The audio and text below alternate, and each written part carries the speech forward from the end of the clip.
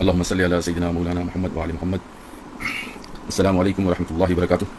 آج 2 محرم حرام ہیں، تو آج کا عنوان ہے کربلا کا آغاز، حق اور باطل کے درمیان پہلی لکیر. بسم اللہ الرحمن الرحیم. محرم حرام کا مہینہ ویسے ہی اسلامی مہینوں میں بڑا مقدس ہے، اور کربلا کے واقعے نے اس کو اور اس کی اہمیت کو اور بڑھا دیا. محرم حرام کا مہینہ جو ہے صرف اسلامی سال کا آغاز نہیں ہے، بلکہ قربانی، سچائی اور بیداری کا پیغام لے کر آتا ہے. آج 2 محرم ہے، وہ دن جب امام حسین علیہ السلام نواسۂ رسول محمد صلی اللہ علیہ وسلم اپنے اہل خانہ اور چند مخلص ساتھیوں کے ساتھ کربلا کے میدان میں پہنچے. یہ کوئی سیاسی یا دنیاوی سفر نہ تھا، ہم سب جانتے ہیں. یہ سفر تھا حق کے علم کو بلند رکھنے کا، دین کو تحریف سے بچانے کا اور امت کو جگانے کا. کربلا صرف ماضی کا ایک واقعہ نہیں، بلکہ ہر دور کے لیے اس کے اندر ایک سبق ہے، ایک ایسی صدا جو آج بھی سننے والوں کو پکارتی ہے: حق کے لیے کھڑے ہو جاؤ، چاہے تم اکیلے ہی کیوں نہ ہو.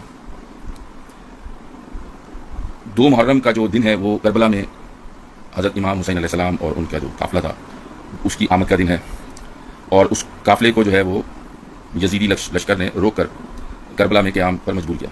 جب آپ کو اس زمین کا نام بتلایا گیا تو امام حسین علیہ السلام نے فرمایا: یہی وہ مقام ہے جہاں ہماری قربانی پیش کی جائے گی. تو آپ نے وہیں خیمے نصب کیے. آپ کے ساتھ صرف 72 جانثار تھے، مگر ان کے حوصلے پہاڑوں جیسے بلند تھے. سامنے تھا ہزاروں کا لشکر، مگر امام حسین علیہ السلام نہ جھکے نہ ڈرے.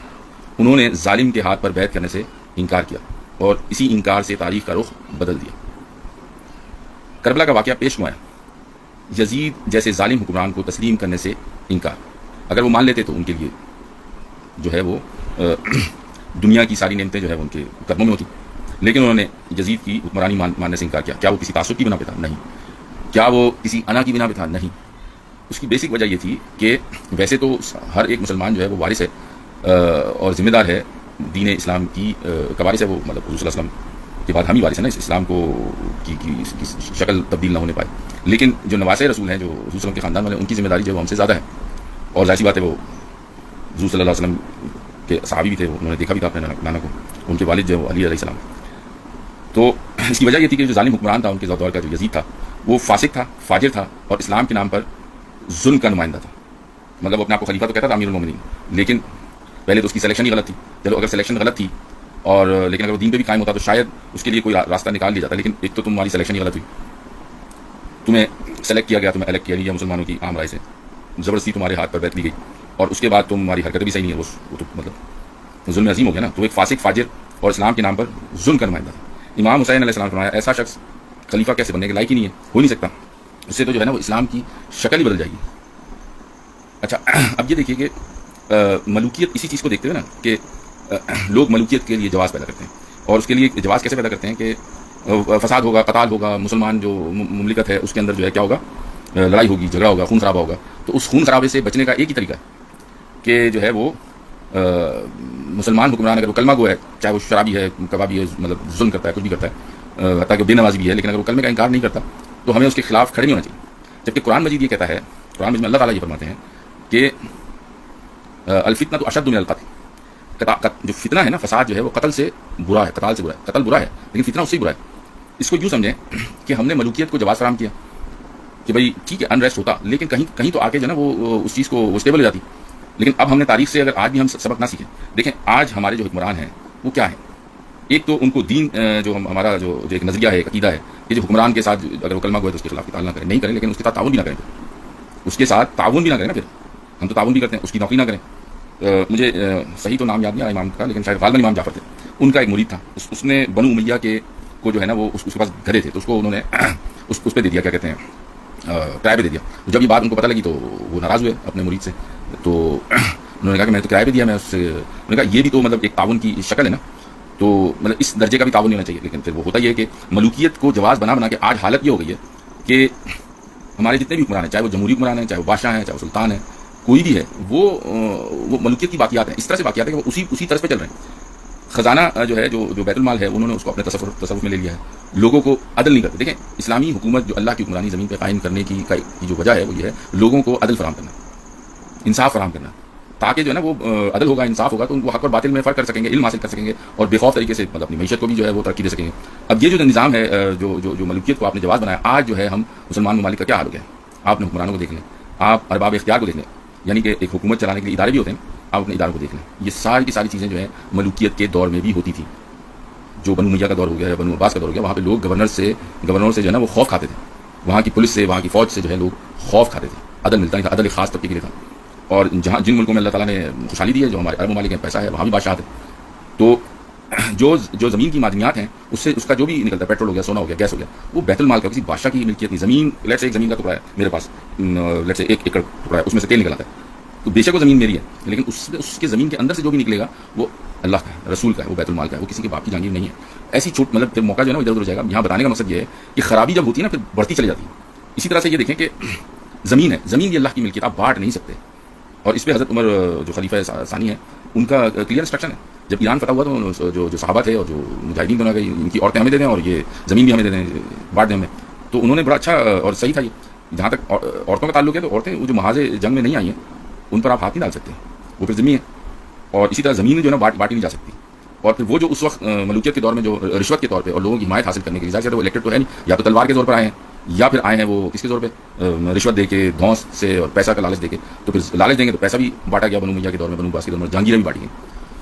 تو پھر جب جہانگیریں بانٹی جاتی ہیں نا, پھر جہانگیردار جو ہوتا ہے نا وہ اس کی سوچ جو ہے اس میں عدل نہیں ہے, اس کی سوچ میں عدل ہو ہی نہیں سکتی. اس لیے کہ جہانگیر تو اللہ کی حکومت ہے اور اللہ کی مطلب ہے, تو معدنیات پہ بھی یہ لوگ قبضہ کرتے ہیں اور جہانگیروں پہ بھی قبضہ کرتے ہیں. تو عدل کہاں سے آئے گا, انصاف کہاں سے آئے گا؟ یہ تو ایک ہلکی سی پکچر ہے, اس کے علاوہ بھی بہت ساری چیزیں. اور آج دیکھ لیں کہ جو مسلمان ممالک میں عام عوام جو ہے وہ اس کا کیا حال ہوا ہے. 2 وقت کی روٹی کے لیے آج جینا اتنا مشکل ہو گیا ہے کہ مرد کے ساتھ ساتھ عورتیں بھی آپ کو شہروں میں, دیہاتوں میں, گلی گلی صرف 2 وقت کی روٹی کے لیے بھاگتی پھر رہی ہیں, گزارا نہیں ہوتا. یہ سب جو ہے نا ملوکیت, یہ چیزیں جو ہے وہ جیسی بات ہے کہ پیشن کو بھی کری تھی, اور جو امام ہوتا ہے اس کو نظر آ رہا ہوتا ہے.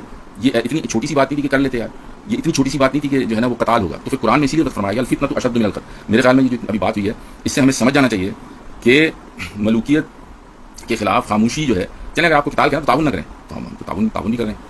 اور سب سے زیادہ تعاون کون کر رہا ہے وہ بھی آپ کو پتہ ہے, دیندار طبقہ کرتا ہے. تو وہ جو ہے نا حضرت امام حسین علیہ السلام نے اسی وجہ سے جو ہے نا وہ بیعت نہیں کی اور جو ہے وہ اپنا پروٹیسٹ ریکارڈ کروایا. تو اگر حضرت امام حسین علیہ السلام خاموش رہتے تو کیا ہوتا, دین کا چہرہ بگڑ جاتا ہے. اور وہ دین کا چہرہ جو ہے وہ بگڑ تو آج بھی گیا ہے, لیکن کوئی بھی جو ہے نا وہ کسی کی ہمت نہیں ہے کہ وہ ملوکیت کو جو ہے نا وہ اسلامی کہے. الحمدللہ کسی کی ہمت نہیں ہے. تو وہ ایک لائن ڈرا ہو گئی, حضرت امام حسین نے لائن ڈرا کر کے یہ ہے اسلام اور یہ ہے ملوکیت. تو دین کا چہرہ جو ہے نا بگڑ جاتا اگر وہ خاموش رہتے. تو ان کی قربانی, ان کے رفقا کی, ان کے خاندان والی قربانی دین کو قیامت تک کے لیے محفوظ کر دیا. وہ کہ وہ امپلیمنٹ نہیں ہو رہا جس طرح رسول صلی اللہ علیہ وسلم لے کر آئے تھے اور جس طرح خلفائے راشدین کے دور میں تھا. لیکن یہ ہے کہ وہ سب جانتے ہیں کہ یہ جو ہے نا یہ جو ہے دین نہیں ہے, عدل نہیں ہے. لیکن تعاون جو ہے نا وہ ہم کر رہے ہیں, جو کہ ہم مجرم ہیں. اور ان کی جو ایک یہ تھا کہ اس وقت امت جو ہے نا اس وقت بھی بہت سارے لوگ خاموش تھے.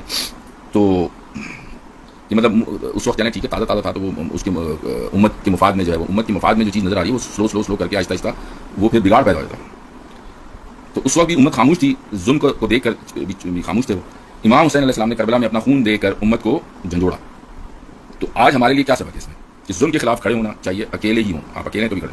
سچ کی راہ ہمیشہ آسان نہیں ہوتی مگر اس میں کامیابی ہے, دنیا کی بھی اور آخرت کی. اور دوسرا یہ کہ خاموشی بھی جرم ہے. کوفے کے لوگوں نے پہلے بلایا پھر پیچھے ہٹ گئے, ان کی خاموشی آج بھی تاریخ کا داغ ہے. وہ بات دوسری ہے کہ بعد میں انہیں کوفے والوں میں جو ہے وہ توابین کی ایک وہ موومنٹ اسٹارٹ ہوئی جب ان کو پتہ لگا کہ تو ہم سے ظلم بہت ہوئے, لیکن سارے کے سارے جو ہے وہ کیا ہوئے, شہید کر دیے گئے. لیکن اٹ واز ٹو لیٹ, وہ بہت دیر ہو چکی تھی. تو کردار تلوار سے زیادہ مؤثر ہوتا ہے, کردار جو ہے وہ تلوار سے زیادہ مؤثر ہوتا ہے. یہ تیسرا ہمارے لیے اس میں سبق پوشیدہ ہے کہ یزید کے پاس لشکر تھا اور امام کے پاس کیا تھا علیہ السلام, حسین علیہ السلام کے پاس تقویٰ, صبر اور سچائی تھی ان کے پاس. تو یہ اس کو ہمیں سمجھنا چاہیے کہ ہمیں جو ہے نا کردار کا واضح ہونا چاہیے. ہم کیوں تعاون کرتے ہیں, کیوں ہم ہو جاتے ہیں, کیونکہ ہمیں تقویٰ کی کمی ہے. جب ایمان ایک راستے سے جب انسان کے دل سے نکلتا ہے نا تو دنیا کی ضرورتیں, دنیا کی لالچ, پیسہ, دولت جو ہے نا وہ اس کی جگہ لے لیتی ہے. ایک راستے سے, ایک دروازے سے ایمان نکلتا ہے تو دوسرے دروازے سے جو ہے وہ دنیا اور اس کی لذتیں اور دنیاوی جو ہے وہ برکت ختم ہو جاتی ہے. آپ کماتے رہتے ہیں مطلب ایک ہزاروں پتی سے لاکھوں پتی ہوگا, کروڑوں پتی ہوگا, ارب پتی ہوگا, کھرب پتی ہوگا, پیٹ ہی نہیں بھرا. اور اگر آپ ایمان والے ہیں تو اللہ تعالیٰ آپ کے ہزار میں بھی برکت دے گا. خاندان کی شمولیت ایک مثال ہے. تو حضرت اس میں یہ بھی سمجھنا چاہیے کہ اس طرح کی اسٹرگل میں, جدوجہد میں حضرت امام حسین علیہ السلام نے بچوں, عورتوں, جوانوں سب کو ساتھ کیا پورے اپنے, تاکہ آنے والی نسلوں کو پیغام دیا جا سکے. دیکھیں یہ جدوجہد کی گھر کے مرد کی نہیں ہے, اس میں اس جدوجہد میں گھر کی عورتوں, بچوں, بیٹوں سب کو شامل ہونا پڑے گا, ٹھیک ہے نا. اور اس کی قربانی دینی پڑے گی. اور اس کے لیے ہمت کہاں سے آئے گی, اس کے لیے ہمت آئے گی تقویٰ سے. اور تقویٰ ہمارے اندر کیسے ہوگا, تقویٰ ہمارے اندر کیسے ڈیولپ ہوگا, ہر چیز کے پیچھے تقویٰ ہے نا. تقویٰ جو ہے وہ ہمارے اندر ایسے ہوگا کہ جب ہم قرآن مجید پڑھیں گے, اور جو اسلامی تاریخ کے اندر جو ہمارے اہل بیت ہیں، اصحاب ہیں، اور اسلامی تاریخ ہے، حضرت محمد صلی اللہ علیہ وسلم کی سیرت ہے، اس کو جب ہم پڑھیں گے تو ہمیں اس سے کیا ہوگا، تحریک ہوگی، موٹیویشن ہوگی، ٹھیک ہے نا. تو ہمارے اندر جذبہ پیدا ہوگا تقویٰ کا، ایمان ہمارے اندر بڑھے گا. اور ظاہر سی بات ہے کہ یہ سب اللہ کی مرضی کے بغیر نہیں ہو سکتا، تو اللہ کی عبادت کرتے رہنا چاہیے اور اسے دعا مانگنی چاہیے. کربلا جو ہے امت مسلمہ کا ورثہ ہے، کسی ایک فرقے کا نہیں ہے. اس کا تعلق کوئی فرقے سے نہیں ہے، اس کا تعلق حق اور باطل کے ساتھ. کیونکہ جو ظالم ہیں وہ ہر فرقے میں، یزیدی ہر فرقے میں ہوتے ہیں، اور جو حسینی ہیں وہ بھی ہر فرقے میں ہوتے ہیں. تو حسین سب کے ہیں، ان کا پیغام جو ہے وہ سب کے لیے. تو آج امت کی کیا ذمہ داری ہے؟ کربلا کو صرف یاد نہ کریں، سمجھیں اور عمل کریں. صرف مجلس یا ماتم نہیں، اس پیغام کو اپنانا ہے، ٹھیک ہے نا. جو مجلس سن لی یا ماتم کر لیا یا رو لیے، ٹھیک ہے، وہ جو ہے وہ اپنی جگہ ہے، لیکن جو ہے وہ اس میں جو سبق پوشیدہ ہے نا، تو وہ اگر سبق ہم نے نہیں لیا تو پھر ہم سے نہ اللہ راضی ہوگا، نہ قیامت کے دن نہ رسول راضی ہوں گے، نہ اہل بیت راضی ہوں گے. تو آج کے یزیدیوں کو پہچانیں. تو اس لیے آپ کو تھوڑی سی جو ہے نا ہمیں ایک نگاہ رکھنی چاہیے کہ سیاسی طور پہ ہو کیا رہا ہے، کانشیس ہونا چاہیے، ٹھیک ہے نا. لیکن ملوکیت کی آنکھ سے نہیں. اس دین جو حضرت محمد صلی اللہ علیہ وسلم جو دین لے کر آئے ہیں، جو تعلیمات ہے اللہ کی، اس آنکھ سے ہمیں دیکھنا چاہیے، کو پہچاننا چاہیے. چاہے وہ میڈیا میں ہوں، سیاستدان ہوں، سیاست میں ہوں، یا عالمی طاقتیں ہوں، اس کا ہمیں فہم ہونا چاہیے. آپ کو اس سے دور رکھا جائے گا نہ، آپ کو میڈیا اس طرف لے کے جائے گا نہ کچھ، کیونکہ یہ پیڈ ہوتا ہے نا، یہ کسی کے ایجنڈے کو لے کے چل رہے ہوتے ہیں، اور جو ان کو زیادہ پیسے دے گا اس کے ایجنڈے کو پروپوگیٹ کریں گے.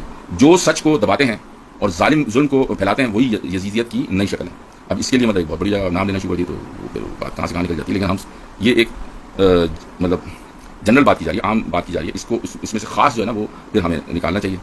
اب جیسے غزہ میں جو ہو رہا ہے، اس پہ لوگ ظلم کی مطلب انتہا ہوگی، اور یہ موسٹ ڈاکومنٹڈ ہے. سیکنڈ ورلڈ وار میں ہٹلر نے بھی بڑے ظلم کیے تھے، لیکن اس کی تصویریں ہمیں یہ ڈاکومنٹڈ نہیں تھی اتنی چیزیں. لیکن آج تو ہم دیکھ رہے ہیں نا، ٹی وی میں دیکھ رہے ہیں، یوٹیوب میں دیکھ رہے ہیں، پوسٹ آ رہی ہیں، میسیجز آ رہے ہیں. لیکن یہ ہے کہ اتنا بڑا ظلم ہو رہا ہے، اور کوئی سوچ سکتا ہے کہ اس 21ویں صدی میں جہاں اتنی ترقی ہوگی، وہاں یہ مطلب اس قسم کا ظلم کھلے عام کیا جائے گا کہ مطلب جو آپ نے ہمارا بگاڑنا ان کا قصور کیا ہے. اور صہیونیت جو ہے وہ تو پورا جو ان کا مفروضہ ہے وہ جھوٹ کے اوپر ہے. اور افسوس کی بات یہ ہے کہ اس پر خاموشی تو ہے ہی. عرب دنیا ہے، مسلمان دنیا ہے، اس کی طرف سے خاموشی تو ہے ہی، لیکن وہ اس کے ساتھ تعاون بھی کر رہے ہیں، ان کے ساتھ تجارت کر رہے ہیں، ان کے سفارت خانے کھلے ہوئے ہیں. اگر آپ لڑ نہیں سکتے، آپ کچھ نہیں کر سکتے، تو ان کے ساتھ سفارتی تعلقات بھی نہیں توڑ سکتے. یہ کون لوگ ہیں؟ تو اگر یہ مطلب ظلم پر خاموش ہے تو یہ کون ہے؟ یہ وہ پھر وہ کوفے والوں کی صف میں کھڑے ہیں نا، جو خاموش تھے. اور سمجھ میں آ جاتی ہے بات. اسلام کو استعمال کرنے والے ظالم حکمرانوں سے ہوشیار ہیں. تو آج تو وہ خاموش ہیں، لیکن کل جو ہے نا یہی صہیونی ان کے ساتھ یہ کریں گے. تو آپ نے یہ دیکھا کہ ایران ایک واحد ملک ہے نا جو 40 سال سے سینکشن برداشت کر رہا ہے. اور میں سلام کرتا ہوں ایرانی قوم کو اور اس کی جو بھی حکومت ہے.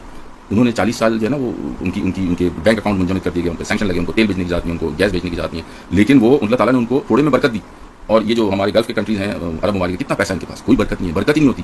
اور وہ جو ہے پروٹیکشن منی لے کے، ابھی ڈونلڈ ٹرمپ آیا 1.4 ٹریلین قطر سے لے گیا، 1 پتہ نہیں کتنے ٹریلین سعودی عربیہ سے لے گیا. وہ کیا تھی؟ پروٹیکشن منی تھی کہ تمہاری بادشاہ اگر تمہیں ہم جیسا کہہ رہے ہیں، ایک تو وہ تیل کی دولت سے بھی وہ اپنا حصہ لے کے جاتے ہیں، اوپر سے جو ان کے خزانے میں آتا ہے وہ بھی اس سے بھی لے کے چلے جاتے. تو تم 1.4 ٹریلین ڈالر کی جو میزائل کرو، لوگ کس کے خلاف لے رہے ہو؟ ان کے خلاف، یا یمن کے خلاف لے رہے ہو، یا اس پر مسلمان ملک کے اوپر جو ہے وہ آپ ہم گرا رہے ہیں. تو یہ جو ہے، یہ چیزیں جو ہے نا مطلب اس پہ غور کرنا چاہیے. یہ کیا ہے؟ یہ یزیدیت نہیں ہے تو کیا ہے؟ تو ایران کو سلام اس لیے کہ 40 سال وہ خاموشی کے ساتھ اپنا کام کرتے رہے. تھوڑے اللہ تعالیٰ نے ان کو برکت دی، تیل بیچنے کی ذات نہیں ہے، چلو اللہ جو بھی تھا ان کے پاس، تو تیل انہوں نے وہاں تو 20 روپے کا لیٹر ملتا تھے، گیس بھی ہے. اور وہ مطلب وہ اسلام پر تو ان کو فخر ہے، لیکن یہ کہ وہ اپنے ایرانیوں پر انہوں نے بھی بہت فخر کرتے ہیں. 7000 سال پرانی تاریخ ہے ان کی. اور انہوں نے ان کو سلام اس لیے پیش کیا جاتا چاہیے. ان کو اسلحہ خریدنے میں پابندی. ان کے پاس جو F-14 طیارے تھے وہ پتہ نہیں 1901 کے، وہ بھی ایکسپائر تیارے. ان کے پاس ایئر فورس نہیں، ان کے پاس آرمی کا سامان نہیں. لیکن انہوں نے ڈرون ٹیکنالوجی میں گاڑی بناتے ہیں، بہت اچھی گاڑی ہوتی ہے، پاکستان سے اچھی گاڑیاں بنتی ہیں، بسز ہیں، ان کے روڈ بہت اچھے ہیں پاکستان سے. اچھا زمین ان کے پاس ہے تو کھانے پینے میں وہ خود کفیل ہیں. میڈیسن کا ان کو تھوڑا سا پرابلم رہتا ہے، لیکن پھر وہ دوسرے طریقے سے آ بھی جاتی ہیں. لیکن بہت ان کی کرنسی بھی ڈی ویلیو. لیکن سلام ہے ان کو کہ انہوں نے دیکھیں، انہوں نے جو کر سکتے تھے، ڈرونس انہوں نے بنائے. مطلب ڈرونس جو ہے انہوں نے دی تھی، بلکہ ابھی رشیا نے بھی ان سے ڈرون خریدے جو وہ یوکرین میں استعمال کر رہا ہے. میزائل ٹیکنالوجی میں وہ اتنا ایڈوانس کر گئے. اور ابھی جو نیتنیاہو بیوقوف جو ہے اس نے ایران پر حملہ کر دیا، اور وہ یہ سمجھ رہا تھا کہ سیریا بھی ان کے ہاتھ سے گیا، لبنان میں حزب اللہ کو بھی ہم نے ٹھنڈا کر دیا، حماس کو بھی یہاں پہ غزہ کو بھی تباہ کر دیا، حماس کو بھی جو ہے ہم نے کمزور کر دیا. تو اب یہ اسی ایک ہی حلے میں ہم ایران کا بھی جو ہے نا وہ جو ہے وہ اس کو برابر کر دیتے ہیں. لیکن اب آپ یہ دیکھیے کہ اللہ سبحانہ و تعالیٰ نے کہتے ہیں نا کہ وہاں سے دھمکتا ہے جہاں سے 70 سال کی جو تاریخ ہے 1948 سے لے کے اب تک اسرائیل پر اتنی تباہی نہیں آئی جتنی کہ ایران نے بدلے میں جو ہائپر سونک میزائل مارے. ان کا سارا ڈیفینس سسٹم، جتنے ان کے ایئر کرافٹ کیریئر تھے امریکہ کے، ان کا ڈیفینس سسٹم، اور جو عرب ممالک میں جو ان کے اڈے ہیں وہاں کا ڈیفینس سسٹم، اور ان کا آئرن ڈوم، اور اس سے پہلے وہ سب کے سب فیل ہو کے کیوں. اگر تو اسرائیل جیت رہا ہوتا تو ٹرمپ کبھی بولتا ان سے کہ وہ کر لیتے ہیں، سیز فائر کر لیتے ہیں، کبھی نہیں بولتا. تو یہ آپ دیکھیں صبر کی اور اللہ کی جب برکت دینے آتا ہے نا، تو وہ ان کی کرنسی بھی جو ہے کوڑیوں کے دام پہ ہوئی ہے، لیکن اللہ تعالیٰ نے ایرانیوں کو عزت بھی دی اور ترقی بھی دی. ٹھیک ہے نا. اور یہ جو 1.4 ٹریلین کے جو میزائل اور پتہ نہیں کیا جہاز دے رہے ہیں فالتو کے، کس کے خلاف استعمال ہوئے؟ یمن کے خلاف، مسلمان ان کے خلاف، ایران کے خلاف. اور پھر یہ ان کے ساتھ جو ہے وہ کیا کریں. تو کہنے کا مقصد یہ ہے کہ اگر اپنے دور کے یزید کو سمجھیں اور حضرت امام حسین کی جو قربانی ہے اس کو سمجھنے کی ہمیں ضرورت ہے. تو جو اسلام کو استعمال کرنے والے جو ظالم حکمران ہیں ان سے ہوشیار ہے جو دین کا نام لے کر اقتدار اور دولت کے لیے کام کرتے ہیں، یہی تو یزید کے وارث ہیں۔ تو پانچویں چیز جو ہے اس میں ہماری سمجھیے امت میں اتحاد اور بیداری پیدا کریں، ہمیں فرقوں سے نکل کر حسینی بننا چاہیے، سچ انصاف اور قربانی کے راستے پر چلنا چاہیے۔ یہ جو جنگ ہے نا حق اور باطل کی، یہ فتح مکہ کے بعد ختم نہیں ہوئی، یہ اور بڑھ گئی ہے اور پیچیدہ سے پیچیدہ ہو گئی ہے۔ اسی لیے تو اللہ کے رسول نے فرمایا کہ وہ کون ہوگا جو کہ مطلب دین کی خاطر اور اسلام کی خاطر اور قرآن کی سربلندی کی خاطر مسلمانوں سے لڑے گا۔ حضرت ابو صدیق تعالیٰ نے جہاد کیا، حضرت عمر فاروق تعالیٰ نے جہاد کیا، کس کے خلاف کیا؟ منکرین زکوٰۃ اور کفار کے خلاف کیا، ٹھیک ہے نا، اور وہ جو جھوٹے پیغمبر آئے ان کے خلاف کیا۔ تو وہ آسان ہوتا ہے، لیکن جب دشمن اپنے ہی اس میں ہو نا، وہ اس کو یہ فتنہ بڑا خطرناک ہوتا ہے۔ تو اللہ نے فرمایا کہ یہ علی کی طرف اشارہ کیا کہ یہ وہ ہوں گے جو اسلام کی سربلندی مسلمان کی خلاف جو ہے وہ ان کو تلوار اٹھانی پڑی، جس پہ وہ ظاہر جب ان کو اٹھانی پڑی تو وہ اس پہ خوش نہیں تھے اور وہ گریہ بھی کرتے تھے، کاش میں اس سے پہلے جو ہے وہ میں دنیا سے اٹھا لیا جاتا۔ لیکن یہی تو چیز ہوتی ہے مطلب صحیح لیڈرشپ کی، کہ آپ کو مطلب بڑے بڑے لوگ جب وہ خوارج سے لڑ رہے تھے تو مسلمان جو ہے ان کا یہ تو ہم سے زیادہ اچھے خوشو ان کی نماز میں اس کا یہ، جب وہ جنگ صفین ہو رہی تھی تو اس میں انہوں نے قرآن کے اوپر نیزے پہ قرآن کھا لیا کہ جی انہوں نے بہت سمجھایا کہ دیکھو یہ جو ہے یہ قرآن اٹھانا جو ہے یہ کوئی وہ نہیں ہے، یہ دھوکہ دیں گے۔ لیکن ظاہر سی بات ہے کہ اگر آپ وقت امام کی اس کی نہیں سنیں گے پھر بھگتیں گے، اور پھر امت بھگت رہی ہے، آج تک بھگت رہی ہے، اور پھر مزے کی بات ہے کہ اس کے لیے جواز بھی پیدا کر لیا ملوکیت کے لیے۔ تو آج کے یزید یہی ہے مطلب جو تعاون کرتے ہیں اقتدار کے لیے، پیسوں کے لیے، معصوم بچوں پر بم گراتے ہیں، جو ظالموں سے ہاتھ ملا کر امت کی غیرت کا سودا کرتے ہیں، جو ظلم کے خلاف بولنے والوں کو دباتے ہیں۔ تو بولیں گے نہیں بھیا، بولنا بھی غلط ہے۔ اگر آپ امام حسین اگر امام حسین ہوتے تو کیا وہ غزہ پر خاموشی اختیار کرتے؟ نہیں۔ کیا وہ صرف دعائیں کرتے یا اللہ یا عملی قدم بھی اٹھاتے؟ تو اگر آج ہم مطلب اسلام پر قائم ہیں یا ہم حضرت حسین رضی اللہ عنہ پر سے محبت کرتے ہیں، اللہ سے محبت کرتے ہیں، رسول سے محبت کرتے ہیں، ہمیں سوال کرنا چاہیے کہ آج ہم کہاں کھڑے ہیں؟ کہیں بھی نہیں کھڑے ہیں۔ اور یہ بھی سب سوچنے کا لمحہ ہے کہ اگر میں کربلا میں ہوتا کیا میں امام حسین کے ساتھ ہوتا یا تماشائی بن کر خاموشی اختیار کرتا؟ اگر آج ظلم ہو رہا تو کیا میں بول رہا ہوں یا دنیا کے فائدے کے لیے چپ ہوں، اپنی ڈر کے چپ ہوں؟ تو یہ جو چیزیں نا ہمیں غور کرنی چاہیے۔ اور دیکھیں جہاں تک حضرت جو مختار ثقفی تھے نا، انہوں نے حضرت امام حسین اور جو 72 شہداء کربلا تھے نا ان کا قصاص تو لے لیا، ٹھیک ہے، بدلہ تو لے لیا، لیکن آپ کو میں بتاؤں یہ ایک روایت ہے کہ یہ لال جھنڈا نظر آ رہا ہے آپ کو فوٹو میں نا، یہ نظر آ رہا ہے لال جھنڈا ہے نا، یہ روزے رسول حضرت امام حسین کے روزے میں کیوں لہرایا گیا؟ یہ ایک نشانی ہوتی ہے کہ ہم نے قصاص لینا۔ جب ایران پر حملہ ہوا نا تو انہوں نے ریڈ جھنڈا جلا کہ جب تک بدلہ نہیں لیں گے اسرائیل سے، تم یہ جو ہمارے سائنٹسٹ کو مارا ہے اور ہمارے جنرلس کو مارا ہے ہم نہیں بیٹھیں گے۔ تو کیا قصاص لینا ہے؟ وہ قصاص کس سے لینا؟ جو 72 کو شہید کرنے والے ہیں وہ تو دنیا سے چلے گئے، تو یہ جھنڈا کس بات کا؟ بدلہ کس سے لینا ہے؟ اس پہ ذرا غور کریں۔ مختار ثقفی نے قصاص لے لیا، ٹھیک ہے، لیکن ابھی بدلہ نہیں ہوا، کیونکہ بدلہ یوں نہیں ہوا کہ زمین پر عدل قائم نہیں ہوا۔ دین جو ہے وہ ویسے اپنی اصل شکل میں ویسے تو محفوظ ہے لیکن عملی طور پہ محفوظ نہیں۔ تو جب تک وہ قائم نہیں ہو جاتا اس طرح سے تو وہ جو ہے نا وہ حضور حضرت امام حسین کی جو قربانی ہے وہ عملی طور پہ اگر دیکھا جائے تو وہ ادھوری رہ جائے گی نا، اس کو کون پورا کرے گا؟ بس ہم محرم کے دن میں جو ہے وہ مجلسیں کر کے اور اس طرح سے یہ جیسے جو مومن ہوتا ہے نا وہ عقل مند ہوتا ہے، یہ اور ایک جٹ ہو کے کام کرتے ہیں یہ، اور پھر جو یزیدی ہوتے ہیں اور دوسرے ہوتے ہیں مکار ہوتے ہیں، بزدل ہوتے ہیں، ٹھیک ہے نا، اور عقل سے پیدل ہوتے ہیں۔ تو مومنین کو چاہیے کہ وہ ایک جٹ ہو کے کام کریں اور اسٹریٹجی بنائیں اور ترغیب بھی دلائیں، دعوت بھی دیں، اور اسٹریٹجی بنا کر جو ہے وہ ان پر پریشر بھی ڈالیں کہ بھائی دیکھیں عدل تو قائم کرو کم از کم، ٹھیک ہے نا۔ یہ جو آپ وہ کر رہے ہیں، کرپشن کر رہے ہیں، دوسری چیزیں کر رہے ہیں، یہ چیزیں جو ہے امت کے لیے بھی صحیح نہیں ہے، آپ کے لیے بھی صحیح نہیں ہے، مرنا تو سب نے قبر میں سب نے جانا ہے۔ تو اس کے طریقے بہت سارے ہیں، ٹھیک ہے نا۔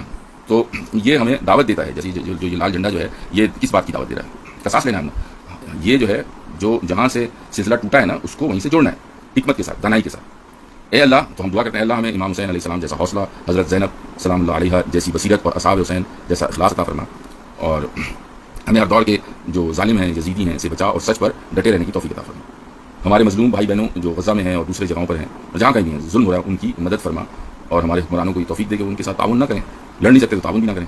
ہمیں کربلا کو صرف یاد نہیں زندہ رکھنے والا بنا دے، آمین یا رب العالمین۔ تو اس پیغام کو دوسروں تک پہنچائیں اگر آپ مطلب یہ کہ اگر آپ سمجھتے ہیں، اور کمنٹس میں لکھیں کہ کربلا آج آپ کو کیا سکھاتی ہے، اور انشاءاللہ اگر کل صحت نے اجازت دی تو ہم 3 محرم کے حوالے سے کچھ بنانے کی کوشش کریں گے۔ السلام علیکم ورحمۃ اللہ وبرکاتہ۔ اللہم صلی علی سیدنا مولانا محمد وعلی محمد۔